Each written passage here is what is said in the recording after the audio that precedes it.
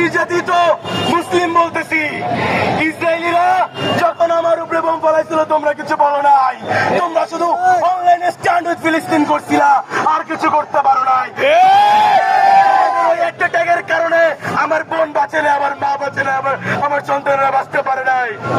ফিলিস্তিনের 17,000 শিশুর রক্ত দিয়ে বন্যা বইছে, তোমরা ওই রক্তে গোসল করতেছো, তোমরা কি দেখো না? এই যে সৌদির কান্ট্রি, আরব কান্ট্রি গুলো তোমরা দেখো না? পৃথিবীতে 170 কোটি সুন্নি মুসলিম আছে, তোমরা কি তোমাদের লাখ লাখ ভাই মারা যাচ্ছে তোমরা দেখো না?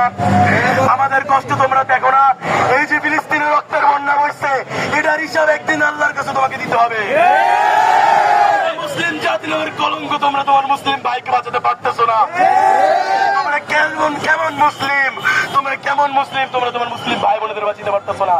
আমরা বাংলাদেশ, আমরা বাঙালি হয়ে যদি বাংলাদেশকে স্বাধীনতা এনে দিতে পারি, আমাদের